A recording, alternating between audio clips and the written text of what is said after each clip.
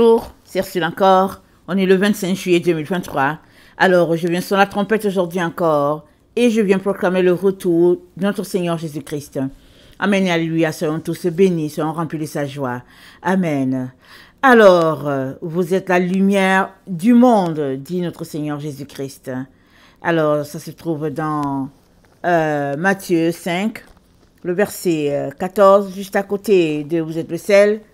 Alors, Matthieu 5, le verset 14.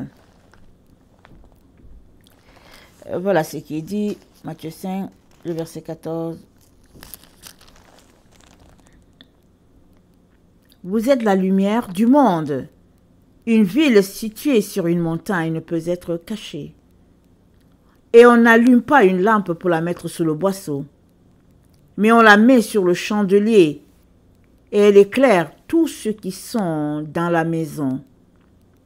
Que votre lumière luise ainsi devant les hommes, afin qu'ils voient vos bonnes œuvres et qu'ils glorifient votre Père qui est dans les cieux. On n'allume pas une lampe pour la mettre sous le boisseau, mais on la met sur le chandelier afin qu'elle éclaire. Amen. Et c'est ce que tu es. Tu es fait pour éclairer ce monde, cette terre, l'endroit où tu es fait pour éclairer. La lumière, c'est Jésus. Amen. Jean 1 nous dit que Jésus est la lumière. C'est dit, Jean 1, le verset 9, cette lumière était la véritable lumière qui, en venant dans le monde, éclaire tout homme. Amen. Jésus-Christ éclaire tout homme. Alléluia. Il nous a tous éclairés. Ceux qui ont voulu prendre l'étincelle, ils l'ont. Et une fois que tu es allumé, il n'y a plus une façon d'allumer, n'est-ce pas? Jésus-Christ a déjà allumé. Mais il dit quoi? Tu ne dois pas cacher la lumière. Amen. Tu ne dois pas la cacher. Maintenant, il y a des éléments qui font que ta lumière se cache. Si tu ne fais rien, alors que Jésus-Christ a allumé ta lumière, elle va s'éteindre. Oui, elle va s'éteindre. Elle ne reste pas allumée. Elle va s'éteindre. Tu dois y mettre du bois, tu dois l'attiser, tu dois donner comment on appelle ça? Elle a besoin d'air. Quand une lumière est allumée, elle a besoin d'air. Elle a besoin d'essence pour la faire fonctionner, c'est-à-dire de l'huile. C'est ça la lumière. La lampe, elle ne reste pas allumée. Tu as besoin de faire quelque chose. Mais le gros a été fait. Jésus-Christ a allumé la lumière. Rappelons-nous dans le tabernacle, le feu, le premier feu qui était là, amen, c'est Dieu qui a donné le feu. Et le feu ne devait pas venir de l'extérieur pour allumer ce qui était à l'intérieur du tabernacle. Et les fils d'Élie ont envoyé un feu de l'extérieur. Et le feu les a brûlés, ils sont morts, cramés là, dans le tabernacle. Parce qu'ils n'ont pas écouté les consignes de Dieu. Ils sont allés chercher le feu dehors et ils ont envoyé ça là où c'était saint. Pareil pour toi. Dieu t'a allumé, alléluia. Tu n'as pas besoin d'un autre feu pour aller chez le sorcier, pour aller chez les sectes, la Rose-Croix, la franc-maçonnerie, et puis Maïkari, et puis la sorcellerie du village. Tu n'as pas besoin d'un autre feu. Le feu de Jésus-Christ est suffisant. Alléluia. Il est un feu pur, un feu vrai. Amen. Et il est un feu qui illumine, un feu qui éclaire. Et l'ennemi a peur de ce feu-là. Il a peur du feu de Jésus-Christ. Voilà pourquoi il fait tout pour éteindre le feu de Jésus. Il va utiliser telle sorte de personnes, il va utiliser toutes sortes de tactiques pour éteindre le feu de Dieu. Voilà pourquoi ils se sont tous assemblés pour tuer Jésus. Parce que Jésus-Christ, c'est son feu, les brûlés à petit feu. Quand Jésus-Christ parlait, ils étaient consumés alors qu'ils étaient assis là. Consumés de jalousie parce qu'ils disaient qu'ils avaient Dieu, mais ils n'arrivaient pas à la cheville de Jésus. Jésus parlait vrai et Jésus les exposait dans leur manigance, leurs mensonges, leurs ténèbres. Jésus-Christ les exposait. Et ils se sont entendus, ils sont organisés, ils sont associés pour tuer Jésus.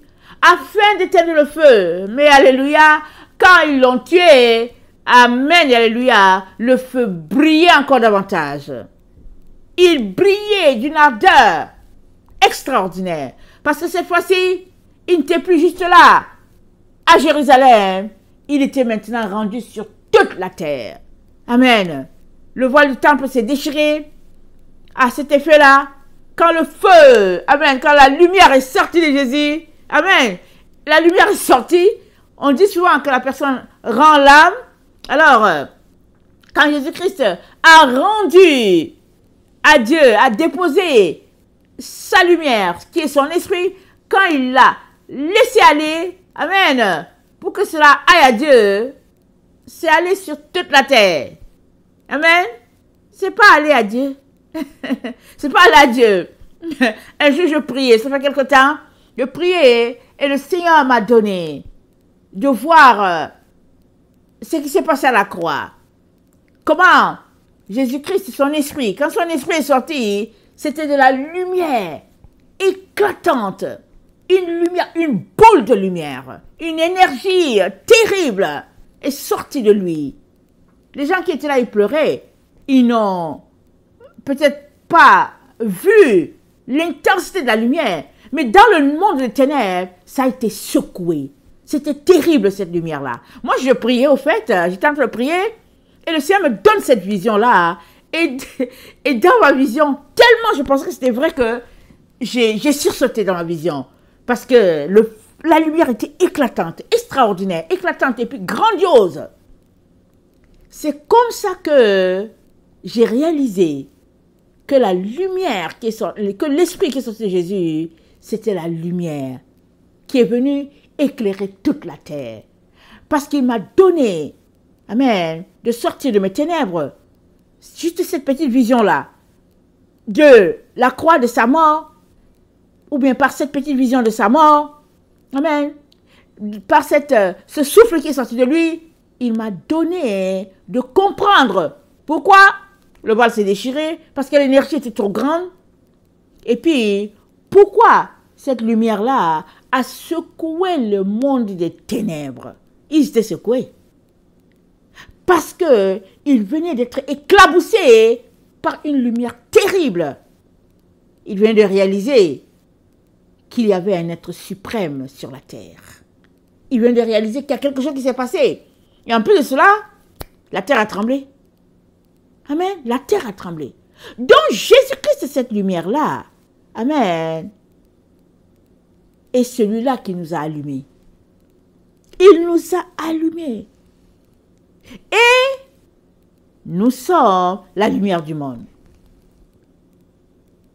Si nous l'avons dans notre vie, si nous marchons selon ses préceptes, ses commandements, ses ordonnances, nous sommes la lumière. Alors imaginez une lumière qui est sortie de Jésus. Comment le monde entier a été secoué. Imaginez alors l'assemblage de toutes les lumières que nous sommes. Nous sommes faits pour changer le monde. Nous sommes la lumière du monde. C'est ça qu'il dit.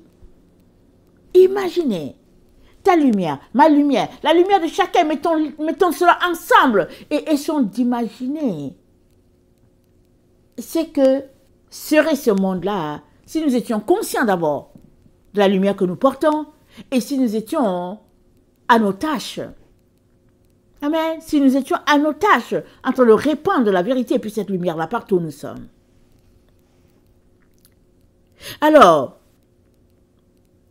dans Jean 5, le verset 35, c'est dit, parlant de cette lumière qui est Jésus bien sûr, le verset, Jean 5, le verset 35, c'est dit,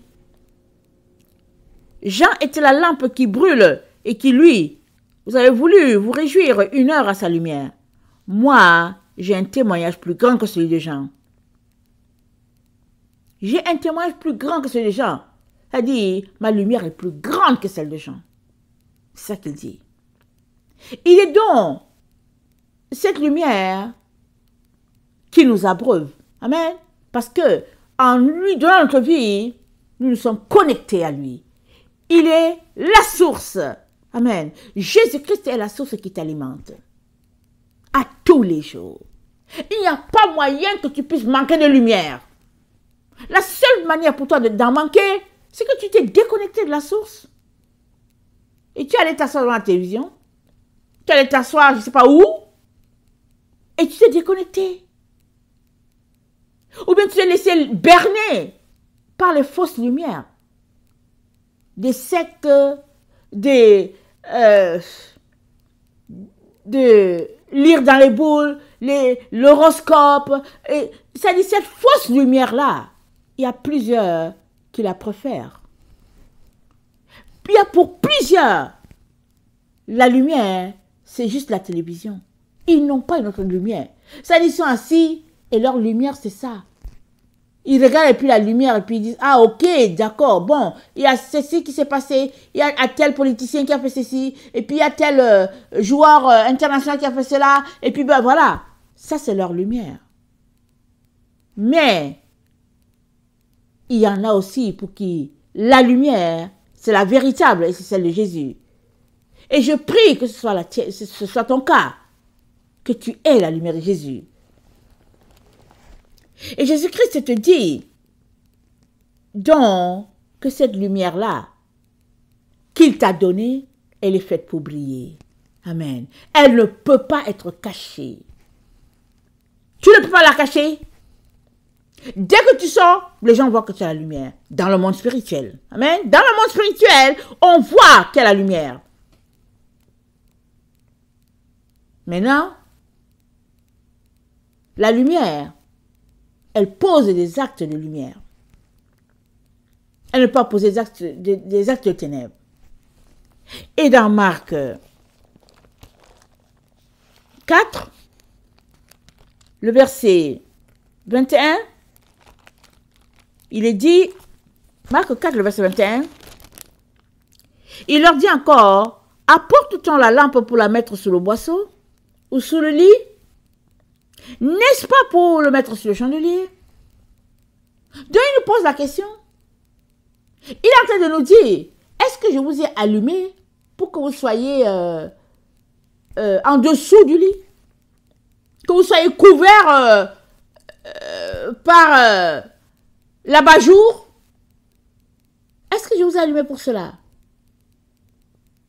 Et il nous dit, le verset 22, nous sommes dans Marc 4, car il n'est rien de caché qui ne doit être découvert, rien de secret qui ne doit être mis au jour. Qu'est-ce qu'il est en train de dire? Il est en train de dire, ce qui est secret là, ce qui est caché, c'est ça qui ternit notre lumière. C'est ça qui est notre abat-jour. Ça abat le jour. Ça dit, ça abat la lumière. C'est comme si tu prends la bougie, tu mets une casserole dessus, mais quand tu vas enlever la casserole, ben, il n'y aura plus de bougie. On convient que c'est ça, n'est-ce pas, qui se passe.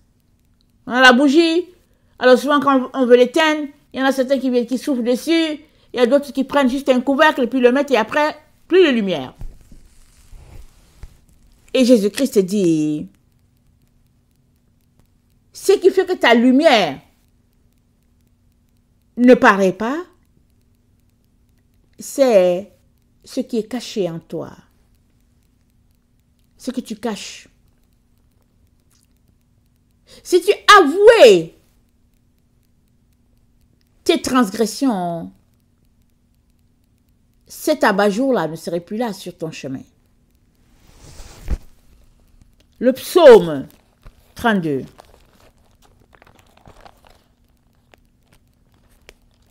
Le psaume 32.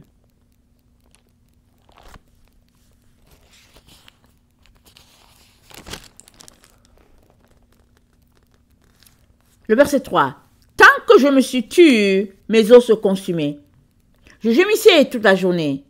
Car nuit et jour, ta main s'appesantissait sur moi.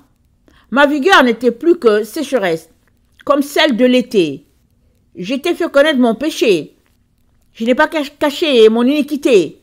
J'ai dit, j'avouerai mes transgressions à l'Éternel. Et tu as effacé la peine de mon péché.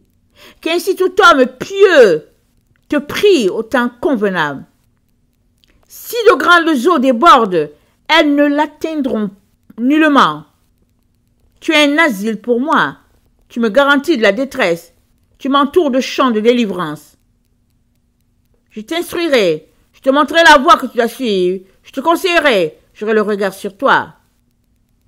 Voilà ce que le Seigneur dit. Je te conduirai. Je te montrerai le chemin. J'aurai le regard sur toi. Et toi, en retour, tu dois venir avouer tes transgressions à l'Éternel. Les confesser. L'appeler au secours. Et lui, il va te pardonner. Quand il pardonne, c'est-à-dire, il n'y a pas d'iniquité entre toi et lui. Il n'y a pas de ténèbres entre toi et lui. Il n'y a pas d'abat-jour qui cache ta lumière. Voilà pourquoi il nous dit que ce qui fait que notre lumière ne brille pas, ce sont toutes ces choses-là que nous faisons en cachette et que nous couvrons. Si on décide de l'enlever, la lumière, elle sera éclatante. Amen. Dans le psaume 94, le verset 4, le psaume 94, le verset 4, voilà ce que disent plusieurs. Amen. Plusieurs enfants de Dieu, voilà comment ils raisonnent. Ils discourent, ils parlent avec arrogance. Tous ceux qui font le mal se glorifient. Éternel, ils écrasent ton peuple, ils oppriment ton héritage, ils égorgent la veuve, l'étranger, ils assassinent les orphelins. Et ils disent, l'Éternel ne regarde pas. Le Dieu de Jacob ne fait pas attention. Prenez-y garde, homme stupide, insensé, quand serez-vous sage? Celui qui a planté l'oreille n'entendra-t-il pas? Celui qui a formé l'œil ne verra-t-il pas? Celui qui châtie les nations ne punirait-il pas? Ne punirait-il point? Lui qui donne à l'homme intelligence, l'Éternel connaît les pensées de l'homme. Il sait qu'elles sont vaines. Heureux l'homme que tu châties, ô Éternel, et que tu instruis par ta loi, pour le calmer au jour du malheur, jusqu'à ce que la fosse soit creusée pour le méchant. Car l'Éternel ne délaisse pas son peuple, il n'abandonne pas son héritage. Car le jugement de l'Éternel est conforme à sa justice, et tous ceux dont le cœur est droit l'approuvent. Qui s'élèvera pour moi contre les méchants? Qui me soutiendra contre ceux qui font le mal? Amen. Alors les gens, ils ont des comportements vraiment de ténèbres, des comportements qui font honte, et ils font leurs œuvres loin de la vue de tout le monde. Ils se disent, l'Éternel ne voit pas, que personne ne voit. Mais Dieu voit, Dieu a les yeux partout. Il regarde les actions des hommes. Il sait tout ce qu'ils font. Et même souvent, il envoie des témoins. Il envoie les témoins voir ce que les autres font. En cachette, il envoie les témoins. Parce que ses yeux se baladent sur toute la terre pour voir ce que les enfants font. Surtout si tu dis que tu es son enfant. Amen. Surtout si tu dis que tu es son enfant, il te voit. Mais vient un jour où, pour t'aider, il va exposer ce que tu fais dans les ténèbres. C'est pour t'aider. Parce qu'il n'y a rien de caché qui ne sera exposé. Verset 11. L'Éternel connaît les pensées des hommes. Il sait qu'elles sont vaines. Heureux l'homme que tu châties, ô Éternel, et que tu instruis par ta loi, pour le calmer au jour du malheur, jusqu'à ce que la fosse soit creusée pour le méchant. Amen. Il t'instruit sur tes ténèbres, parce qu'il veut te cacher, te protéger. jusqu'à ce que ses ennemis soient anéantis.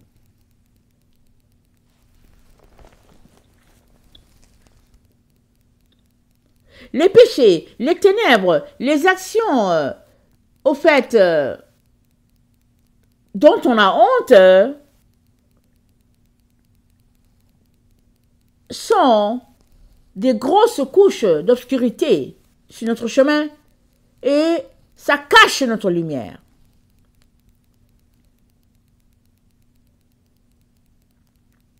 Nous avons besoin de venir chaque jour devant Dieu pour demander pardon, afin que les ténèbres soient ôtées. Nous avons besoin.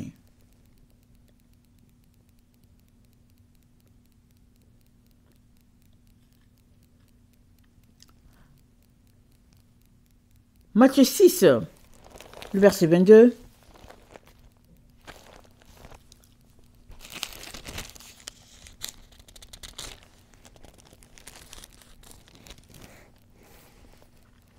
L'œil est la lampe de ton corps. L'œil, c'est ta lampe. Avec l'œil, on voit partout, on regarde et tout. Si on est malvoyant, ça veut dire que notre œil ne fonctionne pas. Ou bien ne fonctionne pas bien, si on est malvoyant. Sinon, l'œil, c'est la lampe. C'est ce qui nous donne de regarder, d'être éclairé et de comprendre notre environnement. Tout ce qu'il y a autour de nous, c'est avec notre œil qu'on entre en contact avec notre environnement. Amen. Au verset 23, il dit, mais si ton œil est en mauvais état, tout ton corps est dans les ténèbres. Si dans la lumière qui est en toi est ténèbres, combien grandes seront tes ténèbres?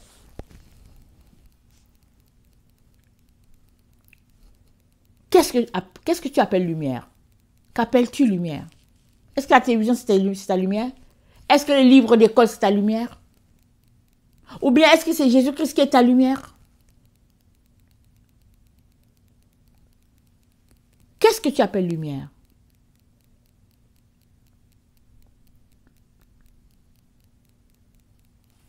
On ne peut pas remplacer la véritable lumière qui est Jésus par une lumière de piètre valeur. Si tu as la possibilité d'avoir l'énergie de la ville, l'énergie qui alimente tout le monde, et puis d'avoir l'électricité, si tu as la possibilité, tu ne vas pas aller chercher une bougie pour fonctionner 24 heures sur 24, ou bien pour fonctionner 30 jours sur 30. Non, tu ne vas pas choisir la bougie. Tu vas préférer l'énergie qui vient de la centrale qui alimente toute la ville. Dans la vraie vie, c'est ça qu'on fait. On paye un petit montant et on reçoit l'énergie qui est lumière et qui nous éclaire. Surtout quand il fait noir. Maintenant, dans la vraie vie, Jésus, il est une énergie lumineuse plus que tout sur la terre. Il éclaire l'univers entier, le monde entier, le cosmos, tout. C'est notre Seigneur Jésus. Il éclaire. Maintenant, regarde ta petite lumière là, que tu vas prendre chez le marabout, chez le sorcier, chez je ne sais pas qui, et regarde la grande lumière que Dieu dit c'est à toi. Dieu dit c'est pour toi. Et toi, tu peux faire les petites. Fais de main d'homme, fais de main de démons, d'esprits méchants. Et tu te dis que tu es en train d'être éclairé. Mais au fait, ils te conduisent dans le précipice, loin de Dieu. À l'endroit où les ennemis de Dieu sont punis, c'est là-bas qu'ils te conduisent.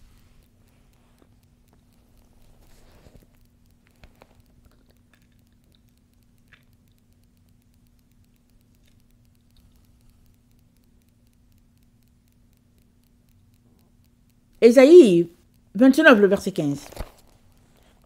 Ésaïe 29.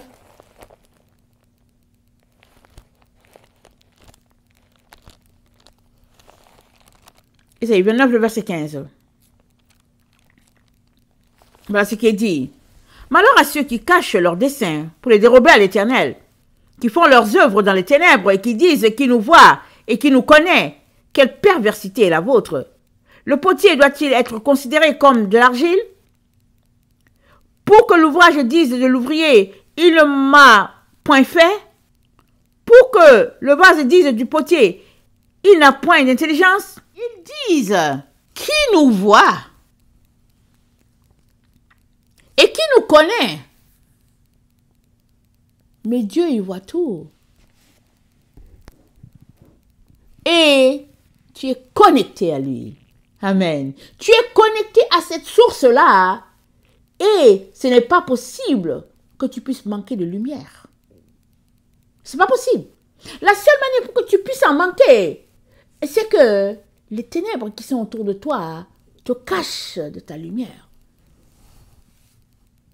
Décide de prendre le temps pour te débarrasser de toutes ces ténèbres-là, au niveau de ton esprit, de tes pensées, de tout ce que tu fais. Décide de faire le ménage. Et tu verras comment ta lumière va éclairer, va éclairer, va éclairer. Verset 13. Quand le Seigneur dit, quand ce peuple s'approche de moi, il m'honore de la bouche et des lèvres, mais son cœur est éloigné de moi. Et la crainte qu'il a de moi n'est que précepte et tradition humaine. Il m'honore de la bouche. Amen. Il m'honore. Quand il s'approche, il m'honore de la bouche et des lèvres. Mais son cœur est éloigné de moi. Ce qui éloigne ton cœur de Dieu, c'est ça les ténèbres. Peu importe ce que c'est.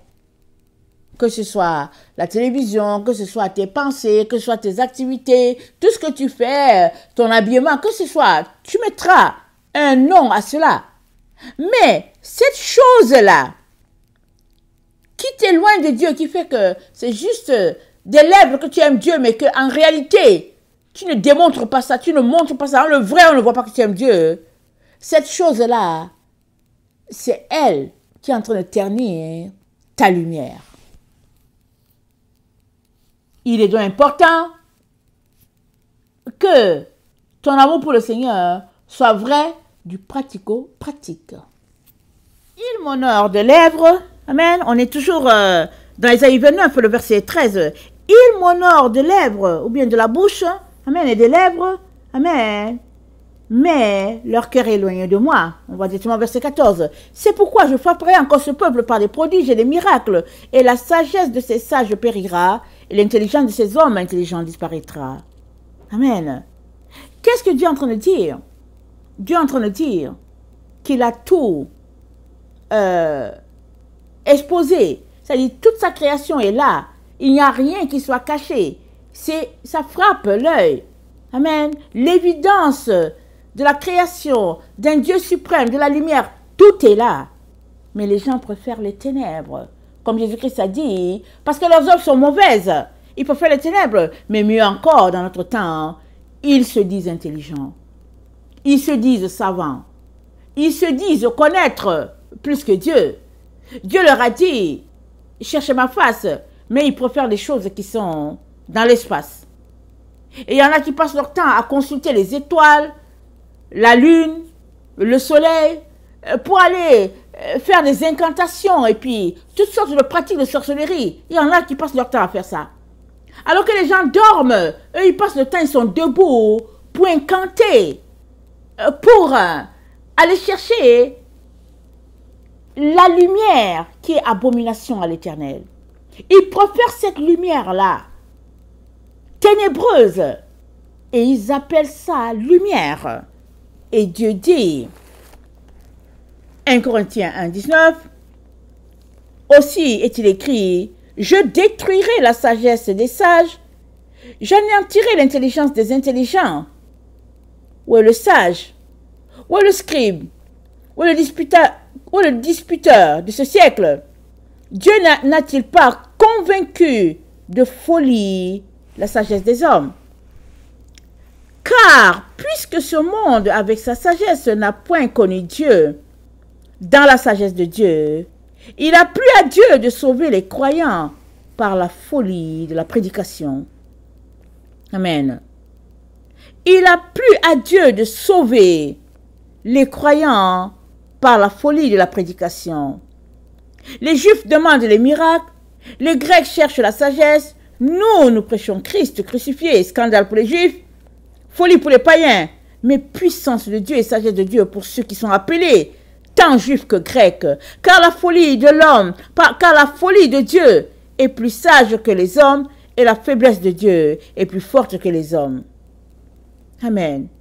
La folie de Dieu est plus sage que les hommes, et la faiblesse de Dieu est plus forte que les hommes. Qu'as-tu que Dieu ne sait pas? Que fais-tu que Dieu ne voit pas? Quelle lumière as-tu qui peut surpasser la lumière de Dieu? Si la lumière qui te conduit n'est pas la lumière de Dieu, ta lumière n'est que ténèbres. Et Jésus-Christ dit, grandes sont tes ténèbres. Si ce que tu appelles lumière est ténèbres, il te dit, tes ténèbres sont profondes et elles sont grandes. Et, hélas, elles ne te sauveront pas. Tu es dans le leurre, tu es dans le mensonge, tu es dans la séduction. Et pour toi, amen, il dit,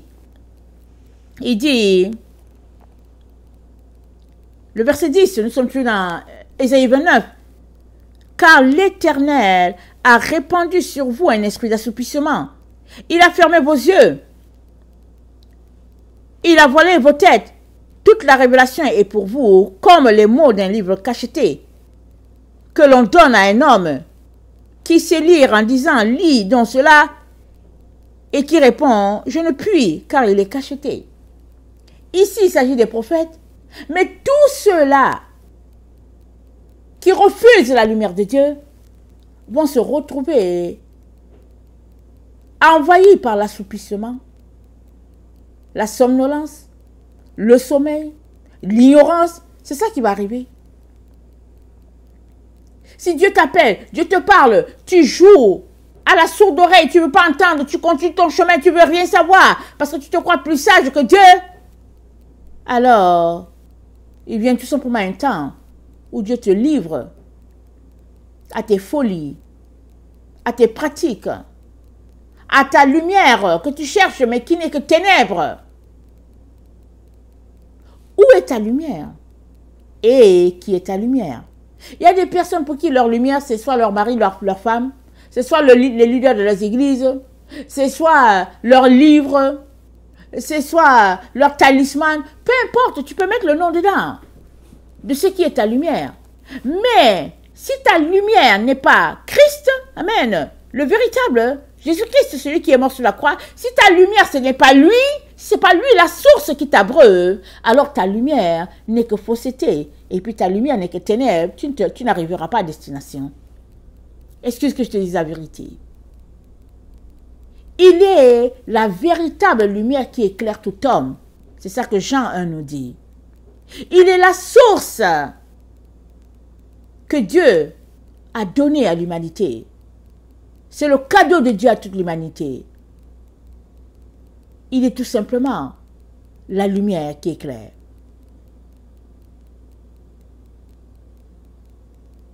Que fais-tu à chercher une autre lumière? Alors que la véritable lumière, elle est là, avec toi, elle est partout. Mais elle ne s'exprime pas parce que tu ne lui donnes pas de s'exprimer. Tu ne lui donnes pas de s'exprimer, donc elle ne s'exprime pas. Mais si tu lui laissais toute la place, elle te conduirait, elle te dirigerait, elle éclairerait toute ta vie. Amen. Si la lumière qui est en toi est ténèbres, grandes sont tes ténèbres. Et Jésus, il est la véritable lumière. Il n'y a point en lui d'ombre de variation. Dans la présence du Père, le Dieu de gloire, il n'y a pas en lui d'ombre de variation. Et cette lumière-là, c'est la véritable. C'est elle que Dieu a pour toi. Il t'invite à te connecter, à renoncer à toutes tes pratiques, Si tu es dans des pratiques nébuleuses, il t'intéresse, il t'invite à renoncer à cela, à te repentir et à reprendre le chemin de la croix si tu l'avais quitté, ou bien à venir sur le chemin de la croix si tu n'avais pas encore fait l'expérience. Et pour tous ceux-là qui veulent donner leur vie à Jésus, il suffit juste de venir dans la vérité, la sincérité pour dire Jésus, je te veux comme maître. Je te demande pardon pour mes fautes, mes péchés, mes pensées, la façon dont je me suis comporté jusqu'à présent. Je te demande pardon, Seigneur. Et je viens à toi parce que je veux changer de vie. Aide-moi, Seigneur. Fais-moi grandir. Conduis-moi, Seigneur. C'est toi que je veux comme maître véritable. Pas les autres. Pas les Bouddhas, toutes ces choses-là. Non. Toi, Jésus, toi, mon véritable maître, c'est toi que je veux. Conduis-moi. Et merci pour ta mort sur la croix, qui me sauve de mes péchés et me donne la vie éternelle. Seigneur, je veux être une nouvelle personne. Je veux repartir à zéro. Merci d'être désormais celui qui conduit ma vie. Jésus ne veut que faire ça. C'est tout. Il ne veut que faire ça. Il est venu pour ça. Ne retiens pas. Vas-y à lui. Et peu importe les conséquences, ne lâche pas. Il y a des gens qui donnent leur vie à Jésus et à cause de tout ce qu'ils subissent comme difficulté, ils décident de démissionner. Mais quand on s'engage, on va jusqu'au bout, n'est-ce pas? Amen. Quand on s'engage, on va jusqu'au bout. On ne démissionne pas en cours de route. On ne se met pas à pratiquer l'hypocrisie. Non, non, non. On va jusqu'au bout. Parce que la victoire se trouve au bout. Amen. Que le Seigneur bénisse sa parole. Maranatha, Jésus revient. Amen. Alléluia. Amen.